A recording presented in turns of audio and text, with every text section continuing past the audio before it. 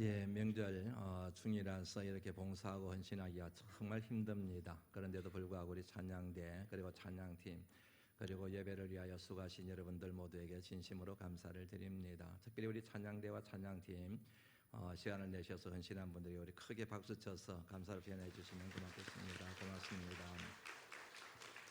이분들이 이렇게 봉사할 때마다 그런 생각해요. 내가 만약에 찬양대원이었으면 난 어떻게 했을까 하는 생각을 하게 됩니다. 그러면은 오지 않았을 가능성이 꽤 높구나. 그런데 여러분들은 오셔서 봉사하시고 준비하시고 얼마나 귀한지 모르겠습니다. 설 명절을 맞이하여 우리 좋으신 하나님의 은혜 그리고 평강의 복이 사랑하시는 성도 여러분 가정, 여러분들이 올 한 해 동안 계획하고 계신 모든 바들 위에 임하시기를 주님의 이름으로 축원합니다. 올해는 분명히 복된 해가 될 줄 믿습니다. 믿으시지요? 그러면 아멘이 커야 되지 않겠습니까? 올해는 복된 해가 될 줄로 믿습니다. 예, 하나님 때문이에요. 살아계신 하나님, 전지하신 하나님, 전능하신 하나님, 그 하나님이 여호와 일의 하나님이 되시지 않습니까? 하나님이 너무너무 사랑하시는 사람들을 위하여 가장 아름다운 것으로 가장 좋은 것들로 예비해 두고 계시기 때문에 아름다운 선물을 주실 것이기 때문에 우리가 희망차게 새해를 시작하고 소망 가운데 살아가게 되는 것 있지 않겠습니까? 그 같은 믿음을 여러분들 가졌으니 여러분들은 진짜로 복받은 분들이십니다. 힘차게 도전하시고 힘차게 걸어가시고 힘차게 다른 박질하시는 믿음의 여정이 되실 수 있기를 다시 한번 저와 여러분들의 권세를 허락하신 주님의 이름으로 축원합니다. 지난주 월요일 날 우리 미국에 있는 손자랑 영상통화를 했습니다. 이제 말을 하기 시작을 했어요. 아시는 것처럼 며느리가 미국 사람이지 않습니까? 그러니까 엄마랑 시간을 많이 보내다 보니까 한국말보다는 영어가 아마 익숙해지지 않나 그런 생각을 하게 됩니다. 그래서 영상통화를 하면서 제안이랑 저랑 유민아, 저희 손자 이름이 유민이거든요. 유민아 할아버지 할머니 안녕 그렇게 했더니 이 아이가 갑자기 보고 씩 웃더니 손을 들면서 하이 그러는 거예요. 예, 얼마나 당황스러웠는지 모릅니다. 우리는 그 아이를 한국 아이로 착각한 거지요. 우리가 안녕 그러면 할아버지 할머니 안녕하세요 그걸 기대했는데 하이 그래 그러니까 갑자기 얼떨결에 이게 뭐지 이런 뭐냐면 당황스러운 순간을 경험했습니다. 그래서 저희들도 손을 들고 하이 그렇게 해서 인사를 마무리를 했어요. 우리 가정도 다문화 가정이구나 하는 것을 실감 있게 체험한 또 다른 순간이었던 것 같습니다. 영어로 하이 그러지요. 이 말에 해당되는 우리나라 말이 안녕 그러지 않습니까? 안녕하세요. 이런 말로도 번역이 되어서 함께 사용할 수가 있게 되지요. 그런데 이 같은 안녕하세요라고 하는 이 말에 담겨있는 슬픈 배경을 여러분들 아시는지요? 알고 계시는 분들도 꽤 있지 않을까 여겨집니다. 지금은 먹고 살만한 시대가 되었는데 예전에는 먹고 사는 게 힘든 시절이 참 많았죠. 더 예전에는 먹고 살아가는 게 너무너무 힘들었습니다. 자고 일어났어요. 그런데 굶어 죽었대요. 누군가가. 자고 일어났습니다. 누군가가 얼어 죽었대요. 왜냐하면 먹고 살 길이 없어서 그렇게 되었다는 얘기이지요. 우리나라만큼 전쟁을 많이 치른 나라도 그렇게 별로 없을걸요. 많은 외세의 침략이 있었습니다. 그리고 이 좁은 땅덩어리 안에서도 얼마나 많은 전쟁이 일어났는지 모릅니다. 그래서 어떤 역사학자에 의하면 우리나라의 역사는 곧 전쟁의 역사다 이런 표현을 사용할 정도로 전쟁이 많았습니다. 그것을 보여주는 단어 중에 하나가 한이라는 단어입니다. 영어로 얘기하면 wounded heart라고 얘기하죠. 한이 많아요. 한. 왜 그 같은 여러분 감정이 상해서 한이 많을까? 너무너무 많은 전쟁을 치르면서 그 가운데서 너무너무 많은 고통과 아픔과 상처, 죽음 이런 것들을 경험했기 때문에 그렇거든요. 자고 일어났습니다. 그런데 누가 죽었대요. 자고 일어났습니다. 누군가 끌려갔대요. 자고 일어났습니다. 그런데 누군가가 실종이 되었대요. 이 같은 전쟁의 틈바구니에서 무고한 사람들이 많은 고난을 당하고 애매한 죽임을 당했음을 보여주는 그런 예이지요. 그리고 또 이 좁은 나라에서 얼마나 정쟁이 많았는지 모릅니다. 정치적인 전쟁이 많았다는 그런 얘기이지요. 그 같은 정쟁에 휘말려서 어떤 사람이 끌려가고 어떤 사람은 죽임을 당하고 어떤 사람이 재산을 몰수당하고 그게 밤에 다 일어났다 그러지 않습니까? 이 같은 병거들이 계속 일어나는 것이지요. 이 같은 병거가 끊임없이 일어나게 되었지 않습니까? 그렇게 아침에 일어나면 이런 병고의 소식을 듣기 때문에 자연스럽게 이런 인사가 나왔다 그래요. 밤새 안녕하셨습니까? 밤새 별거가 없으셨습니까? 그래서 안녕하세요, 안녕하십니까? 그런 인사말이 나오게 됐다는 얘기이지요. 이처럼 여러분 안녕하세요라는 말, 이 표현 속에는 앞서 말씀드린 그 내용, 그 배경을 생각해 가다 보면은 자연스럽게 힘이라는 단어를 우리가 연상할 수밖에 없게 되지요. 힘, 파워. 예, 물질의 힘이 있습니다. 그러면 굶어 죽을 일이 없잖아요. 물질의 힘이 있습니다. 그러면 얼어 죽을 일이 없지 않습니까? 나라의 힘이 있습니다. 그러면 외세의 침략 아무리 있어도 백성들이 그렇게 무고하게 죽임을 당할 일이 없지 않겠습니까? 나라의 힘이 있는데 어떻게 여러분 백성들이 외세의 침략으로 인하여 끌려가고 실종이 되고 그런 일들이 일어나겠습니까? 나라의 힘이 없으니까 그런 일이 생겼죠. 정치적인 힘이 있으면은 그것은 무고하게 유배를 가거나 기양을 가거나 밤새 자객들에 의하여 죽임 당할 일이 없지 않겠습니까? 힘이 없기 때문에 그런 일이 생겼다. 힘이 있으면 그 같은 일이 생기지 않는다. 자연스럽게 정리되는 내용 가운데 하나이지요. 논의 말씀드렸던 것처럼 우리가 굉장히 사모하는 평화, 평안은 힘을 전제합니다. 힘이 있어야 평화를 얻을 수가 있지요. 힘이 있어야 평안한 삶을 누릴 수가 있게 되지 않습니까? 마찬가지입니다. 힘이 있어야 안녕할 수가 있습니다. 힘이 없으면 안녕할 수가 없습니다. 논의 말씀드렸던 것처럼 자주 말씀드린 것처럼 힘은 언제나 크게 둘로 대별됩니다. 첫째는 땅의 힘입니다. 땅의 힘 혹은 땅의 흙으로 지음받은 사람의 힘은 불완전합니다. 왜냐하면 지음받은 피조물이기 때문에 그렇습니다. 태초에 하나님이 천지를 창조하시니라. 태초에 하나님이 하늘과 땅을 창조하시니라. 하나님이 하늘도 지으시고 땅도 지으셨다. 땅도 하나님의 피조물이라는 얘기지요. 여호와 하나님께서 땅의 흙으로 땅의 흙으로 이게 중요한 표현이에요. 땅의 흙으로 사람을 지으시고 그 코에 생기를 불어넣으시니 생명, 리빙 펄슨, 살아있는 사람이 되니라. 흙덩어리에 지나지 않았는데, 흙의 먼지에 지나지 않았는데 하나님께서 그 코에 생기를 불어넣으시니 땅의 흙으로 된 사람이 생명, 살아있는 존재가 되었더라. 영적인 존재가 되었더라. 그러지 않습니까? 그러니 땅의 힘, 땅의 흙으로 지음받은 사람의 힘은 땅을 지으시고 사람을 지으신 창조주 하나님의 힘을 공급받지 않으면 절대로 온전한 힘, 완전한 힘을 가진 존재가 될 수 없다는 사실을 정리를 우리가 할 수가 있게 되겠지요. 잘 아시는 것처럼 춥지 않은 겨울을 보내고 있습니다. 연세 드신 분들은 아마 좋아하지 않으실까 그렇게 여겨집니다.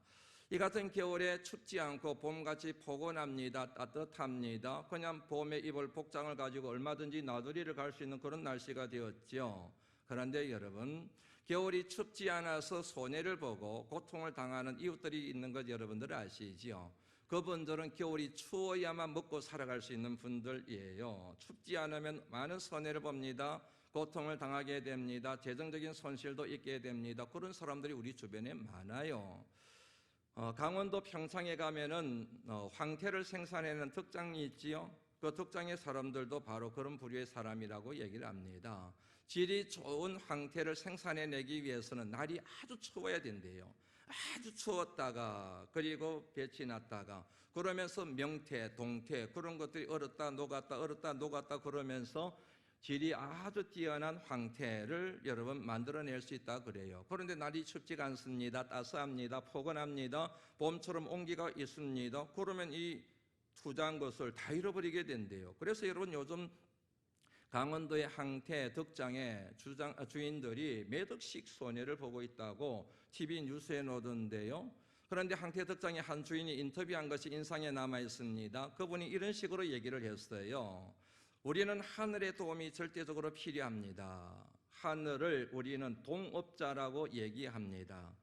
하늘, 곧 동업자의 도움이 없이는 우리가 아무리 애를 써도 다 헛사입니다. 손해만 볼 뿐입니다. 그런 얘기를 하던데요. 그분이 교회를 다니는지 교회를 다니지 않는지 하나님을 믿는지 하나님을 믿지 않는지 저는 알지 못합니다. 그런데 그 말에 설득력이 있지요.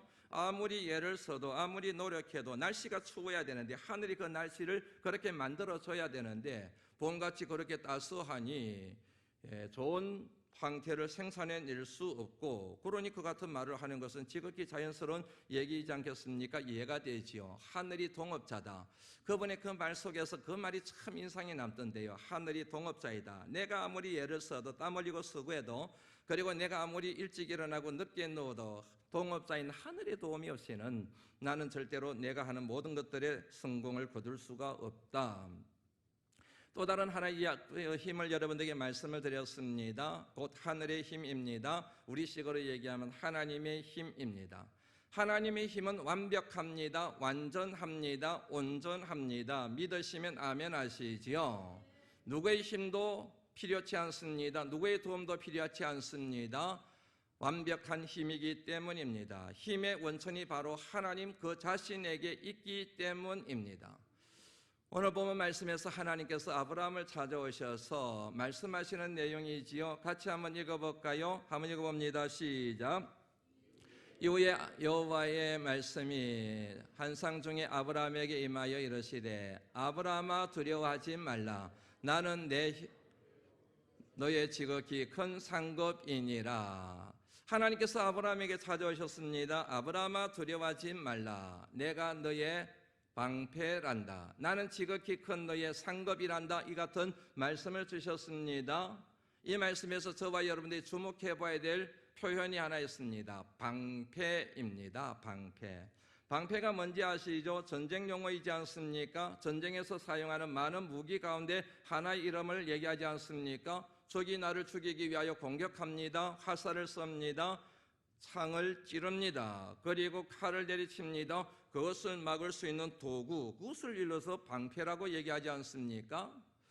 그런데 이 말씀에 아주 중요한 포인트가 하나 있습니다. 그게 뭐냐면 내가 너의 방패란다, 이렇게 하나님이 말씀하셨다는 거예요. 내가 너에게 방패를 줄게가 아니라 내가 너의 방패가 되어 줄게. 내가 너의 방패란다. 감을 잡으셨죠, 여러분? 내가 방패가 될게라는 표현과 내가 너한테 방패를 줄게라고 하는 표현은 천지 차이입니다. 하나님께서 저와 여러분들에게 방패를 주십니다. 그냥 시시한 것 주시겠습니까? 우리의 생명을 지킬 수 있는 그 같은 튼튼하고 정말로 힘이 있는 방패를 주시지 않겠습니까? 방패를 주시는 것만 해도 은혜이지요. 방패를 주시는 것만 해도 복이지요. 그런데 하나님께서는 옛다, 나한테 방패를 줄게. 어떤 적이 너를 공격하더라도 너의 생명을 지켜줄 거야. 그렇게 말씀하신 것이 아니라 내가 너의 방패가 될게. 그렇게 하나님이 아브라함에게 약속을 하셨다는 얘기이지요. 다시 한번 말씀드립니다. 방패를 주는 것과 방패가 되는 것은 천지 차이입니다. 하나님이 친히 방패가 되시겠다고 하는 이 하나님의 말씀을 통하여, 약속의 말씀을 통하여 하나님이 아브라함을 얼마나 사랑하시는지, 그리고 그의 생명과 그의 가정, 그의 자녀들과 그의 후손들을 하나님이 얼마나 강력하게 인도하고 지지하시겠는 건지, 그것을 하나님이 보여주시는 의지가 그 표현 속에 담겨져 있지 않습니까? 이 같은 하나님의 약속의 말씀을 자신의 삶에 개인화시킨 사람들이 성경에 굉장히 많이 나옵니다. 개인화라는 말 여러분들 마음에 염두에 두시죠. 개인화, 영어로 individualization이라고 얘기합니다. 이 말의 의미는 하나님의 말씀, 기록된 말씀이든 선포된 말씀이든 그 말씀을 내 삶에 적용하는 것. 내가 읽는 말씀이든 내가 듣는 말씀이든 그 말씀을 내 삶을 움직이는 원리로 삼는 것, 내 인생의 집을 짓는 데 사용하는 토대로 삼는 것, 그것을 일러서 어려운 말로 개인화라고 그렇게 표현을 합니다. 창세기 15장 1절 말씀에서 하나님께서 아브라함에게 주신 약속의 말씀이에요. 내가 너의 방패가 될게. 이 같은 약속의 말씀을 개인화시킨 사람들이 성경에 나옵니다. 가장 대표적인 사람이 누구인가? 바로 다윗입니다. 나의 힘이신 여호와여, 내가 주를 사랑하나이다. 여호와는 나의 반석이시요 나의 요새이시요 내가 피할 나를 건지시는 분이시요 나의 하나님이시요 내가 환난 가운데 피할 큰 바위이시요 나의 방패시요. 이게 중요하죠. 나의 방패시요. 그리고 나의 구원의 뿌리시요 나의 산성이시다. 나의 신앙의 개인화 가장 대표적인 표현 가운데 하나이지요. 다윗이 여러분 이렇게 고백했습니다. 여호와는 나의 방패십니다. 이 말씀을 어디에서 받아왔을까요? 하나님께서 아브라함에게 나는 내 방패란다, 이 말씀을 그대로 받아서 자기 신앙의 고백으로 바꾼 거예요. 여기에다가 살을 덧붙인 겁니다. 여호와는 나의 반석이십니다. 나의 요새이십니다. 나의 구원의 뿌리십니다. 산성이십니다. 나의 하나님이십니다. 그리고 그 하나님이 나의 힘이십니다. 그 하나님을 내가 사랑합니다. 나의 힘, 내게 힘을 주시는 분이 아니에요. 다윗에게 있어서 하나님은 내게 힘을 주시는 분이 아니라 나의 힘 그 자체라는 표현을 사용하고 있는 거예요. 힘을 주셔도 은혜이지요. 방패를 주셔도 은혜이지요. 그런데 하나님 자신이 방패가 되시고 하나님 자신이 우리의 힘이 되신다는 거예요. 이 같은 믿음의 고백, 뿌리가 어디에 있느냐? 오늘 본문의 말씀에 있다는 그런 얘기입니다. 잘 아시는 것처럼 시간이 지나면서 다윗은 왕이 됩니다. 절대 권력자, 권력의 힘을 갖게 됩니다. 세상 국위영화를 얻게 됩니다. 부귀영화의 힘을 갖게 됩니다. 그럼에도 불구하고 그는 그와 같은 것들을 힘삼지 않았습니다. 평생 오직 하나님 한 분만 힘삼고 살았습니다. 왜요? 그 같은 힘들이 불완전하다는 사실을 너무 잘 알았기 때문에 땅에서 나온 힘, 땅의 흙으로 지연받은 사람들이 만들어낸 힘이 아무짝에도 쓸모없는 것은 아니지만 완벽한 힘이 아니라는 사실을 너무 잘 알았기 때문에 하나님만 힘삼고 하나님을 사랑하는 믿음의 여정을 걸어갔다는 그런 얘기지요. 그가 소년이었을 때 골리앗과 싸워서 이긴 사건 여러분들 아시죠? 골리앗의 힘과 다윗의 힘은 너무너무 여러분 비교 불가일 정도로 차이가 나요. 먼저 사진 한번 보시겠습니까? 골리앗은 저렇게 키가 컸습니다. 골리앗은 덩치가 컸습니다. 그리고 강력한 무기를 소지하고 있었습니다. 창을 들고 있었습니다. 방패를 들고 있었습니다. 이 같은 강력한 무기를 능수능란하게 다룰 수 있는 기술들이 있었습니다. 전투 경험이 굉장히 많아요. 괴로워서 나름대로의 기술들을 가지고 있는 그런 싸움 전문꾼이었습니다. 그에 비해서 여러분 아시는 것처럼 다윗은 저렇게 키가 적습니다. 몸무게도 많이 나가지 않습니다. 들고 있는 이라고 하는 것은 돌멩이 몇 개에 지나지를 않습니다. 그리고 그런 전투 경험이 없어요. 양을 지키기 위하여 사자와 싸운 적은 있어도 사람을 대상으로 하여 전쟁을 치러본 경험이 없는 그런 숙련되지 못한 사람이었습니다. 그럼에도 불구하고 승자는 골리앗이 아니라 소년 다윗이었습니다. 힘이 없었던 그가 비교 불가일 정도로 힘이 강력했던 골리앗을 대상으로 해서 이길 수 있었던 결정적인 이유가 뭔지 아시죠? 하나님을 믿었기 때문이었습니다. 하나님의 힘을 자신의 힘으로 삼았기 때문이었습니다. 그냥 맹놓고 기다리는 무력한 사람이 아니라 자신의 힘을 최선을 다하여 사용하지만 그 힘만으로는 불완전하여 하나님의 힘을 등에 입고 골리앗을 대항하여 싸웠기 때문에 그가 승리할 수 있었지 않습니까? 한번 확인하고 넘어가 보지요. 사무엘상 17장 45절 말씀 한번 읽어볼까요? 읽습니다. 시작. 다윗이 블레셋 사람에게 이르되 너는 칼과 창과 단창으로 내게 나아오거니와 나는 만군의 여호와 이름 곧 내가 모욕하는 이스라엘 군대의 하나님의 이름으로 내게 나아가노라.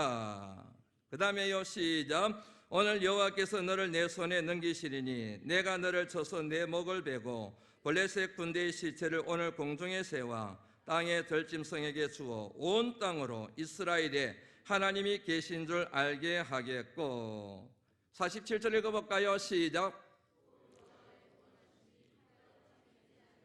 이 무리로 알게 하리라. 전쟁은 여호와께 속한 것인즉 그가 너희를 우리 손에 넘기시리라. 아멘. 이게 여러분 소년 다윗의 믿음이었습니다. 여호와의 구원하심이 사람이 가지고 있는, 사람이 만들어낸 창과 칼에 달려있는 것이 아니라 오직 여호와의 손에 달려있다. 사울 나를 위하여 마병을 준비하지만 성패는 마병에 달려있는 것이 아니라 하나님의 손에 달려있다. 전쟁은 하나님께 속한 것이다. 저와 여러분들이 살아가는 모든 전쟁, 물질과의 전쟁이든 질병과의 전쟁이든 환경과의 전쟁이든 모든 삶의 터전에서 경험하는 모든 전쟁은 하나님께 속한 것인 줄 믿으시기를 주의 이름으로 축원합니다. 그런데 그 전쟁을 내 힘으로 이겨내려고 하니까, 극복하려고 하니까 맨날 피하는 것이지 않겠습니까?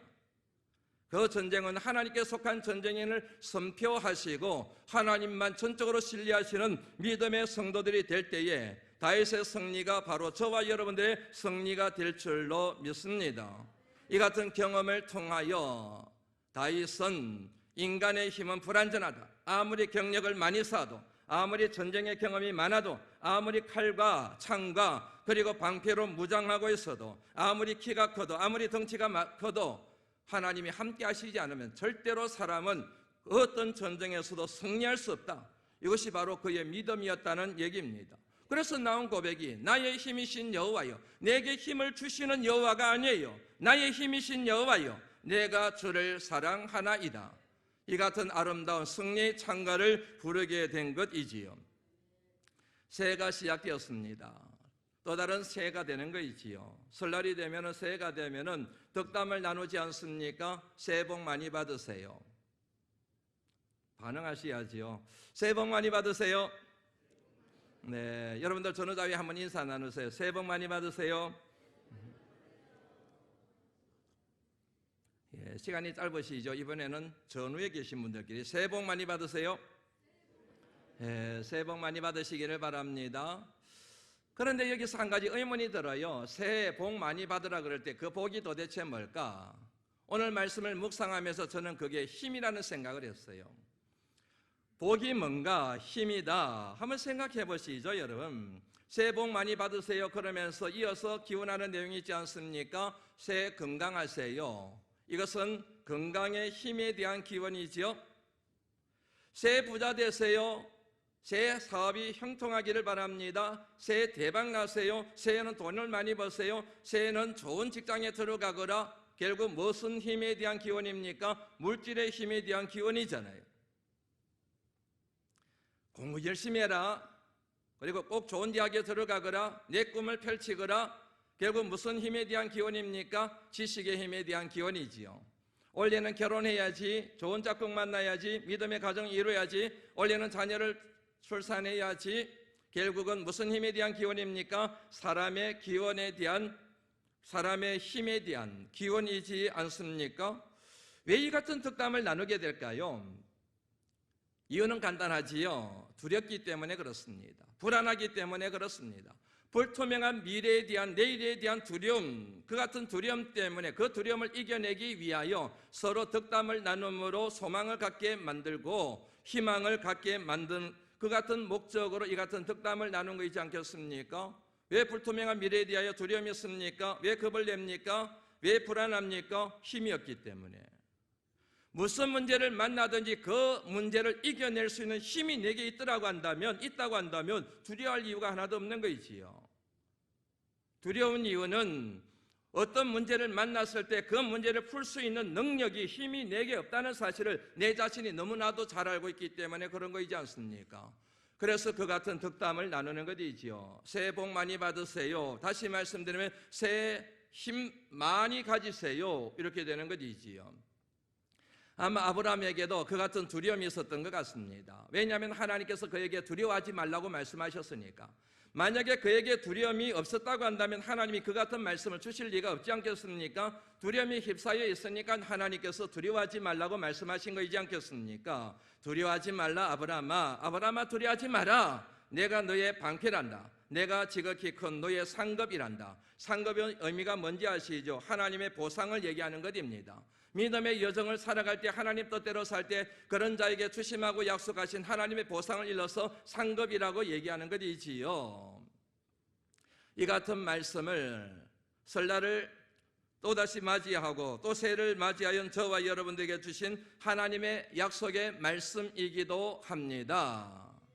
두려워하지 마라. 내가 내 방패가 되어줄게. 아무것도 염려하지 마라. 나는 지극히 큰 너의 상급이란다. 이 같은 하나님의 음성은 오늘을 살아가고 있는 저와 여러분에게 주신 하나님의 약속의 음성인 줄로 믿습니다. 중요한 것은 저와 여러분들의 반응이에요. 예, 맞습니다. 하나님. 하나님 정말 감사합니다. 이 말씀을 주셔서 감사합니다. 하나님 두려워하지 않겠습니다. 걱정하지 않겠습니다. 무서워하지 않겠습니다. 하나님 맞아요. 하나님이 저의 방패가 되시는데, 우리 가정의 방패가 되시는데요, 이 나라 이 민족의 방패가 되어주신다니 하나님 너무 감사해요. 하나님만 의지하겠습니다. 하나님만 힘삼고 살아가겠습니다. 하나님만 생각하고 살아가겠습니다. 이런 반응이 따라야 이 말씀이 저와 여러분들을 살리는 능력의 말씀이 되지 않겠습니까? 사랑하는 성도 여러분, 아브라함에게 오래 주니 주신 이 약속의 말씀을 내게 주신 말씀으로 받아들이시기를 주의 이름으로 축원합니다. 누구야 두려워하지 마라. 걱정하지 마라. 염려하지 마라. 불안해하지 마라. 내가 내 방패란다. 내가 너의 지극히 큰 상급이란다. 예, 맞습니다. 하나님. 믿습니다. 하나님. 이 말씀 가지고 제가 올 한 해를 살아가겠습니다. 그리 결단하시는 믿음의 성도들이 되시기를 주의 이름으로 축원합니다. 그러면 이렇게 바뀌어져야 되겠죠. 새해 복 많이 받으세요가 아니라 새해 주의 복 많이 받으세요. 전후자에 계신 분들이 다시 한번 인사해 보시죠. 새해 주의 복 많이 받으세요. 네, 복이 뭐라 그랬습니까? 힘이라 그랬잖아요. 그러면 그 말씀은 이렇게 되는, 그런 득담은 이렇게 바뀌어져야 되죠. 새해 주의 힘 많이 받으세요. 달리 말씀드리면 새해는 주님이 공급하시는 힘으로 살아가세요. 내 힘으로 살지 말고, 세상의 힘으로 살지 말고 주님이 공급하시는 힘으로 살아가세요. 이렇게 여러분 덕담이 바뀌어져야 될 줄로 믿습니다. 그렇게 한번 인사를 나눠보시죠. 올해는 주님 공급하시는 힘으로 살아가세요. 전후자에 그렇게 한번 덕담을 나누세요. 올해는 주님 공급하시는 힘으로 살아가세요. 결론입니다. 하나님 말씀, 이 말씀을 읽고 저와 여러분들이 마지막 찬양을 하나 부르고 그렇게 설교를 마무리하면 좋겠습니다. 시편 127편입니다. 제가 한 절 읽고 여러분들이 한 절 읽는 식으로 교독을 하지요. 여호와께서 집을 세우지 아니하시면 세우는 자의 수고가 헛되며 여호와께서 성을 지키지 아니하시면 파수꾼에 깨어 있음이 헛되도다.